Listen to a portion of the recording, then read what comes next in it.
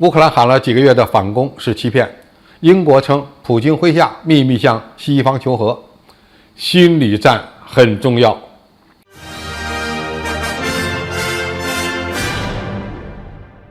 观众朋友、网友朋友，大家好，我是付天少。打了6个多月的俄乌冲突，最近呢出现了更加让人难以判断的迷雾。一方面，俄罗斯军队似乎在顿巴斯地区展开了多点进攻，也获得了一定的进展。另一方面，乌克兰军队似乎成功地在南部切断了俄军在赫尔松地区的主要补给线，还在克里米亚境内开辟了游击战场。我们看到的大多是俄军的航空兵部队对乌军的一些要点展开攻击，或者呢是俄军的基地和弹药库不断的被乌军引爆。那么俄罗斯军队是不是正在取得成功？乌克兰军队难道也在取得成功吗？这里可能不只是战场态势的问题了，而是我们所能看到、听到的消息对战争各方的心理影响的问题了。如果论到打心理战的能力，显然泽连斯基政府更加技高一筹。乌克兰政府高喊在赫尔松地区展开了反攻，已经有2个月时间了。西方媒体调查之后发现，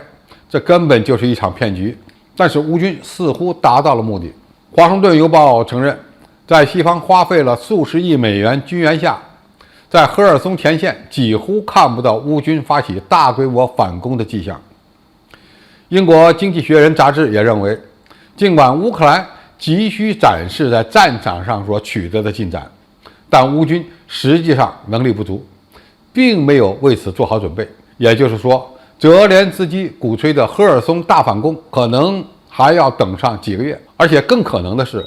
不会发生这种大反攻的局面。乌克兰政府只是想通过这些积极的消息来告诉西方国家，乌克兰军队仍然有希望击溃俄军，他们的支持不会白费。而乌克兰军队本身呢，也需要这样的宣传，否则在火力处于绝对劣势的情况下，更难坚持。还有一种可能，就是乌军之所以大肆吹嘘反攻，目的是让当地俄军处于紧张的状态，迫使俄军从东部抽调更多的兵力，从而削弱其顿巴斯地区的攻势。乌克兰军队在战场上的真实表现是，主要使用敌后作战和远程火箭炮袭击，用于破坏俄罗斯军队进攻作战的节奏。这种作战样式会让俄罗斯军队很难受，甚至有些被动，但是距离消灭俄军或者是击败俄军仍然遥不可及。类似的心理战还在攻击俄罗斯内部。英国媒体最近报道称，西方国家的情报圈中流传着一份报告，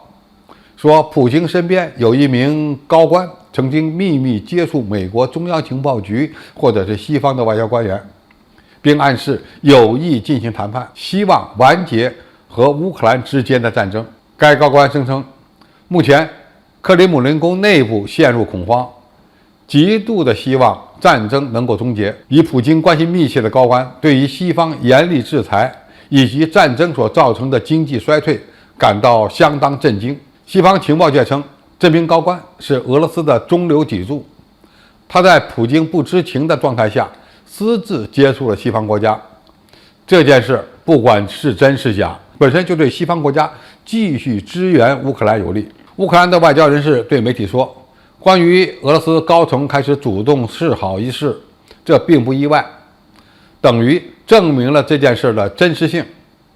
当然，这更可能是一场西方国家破坏俄罗斯国内团结的反间计。从这些事件可以看出，一场战争中的心理战有时候非常重要。乌克兰本身是弱势的一方，所以更加看重心理战的效果。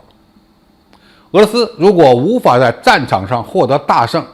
那么舆论战和心理战的失利就会让战场进一步焦灼，这也是美国所愿意看到的。俄乌冲突目前的现状就是这样，那么今后它的走向将如何发展？在此期间，双方还会展开什么样的舆论战、心理战，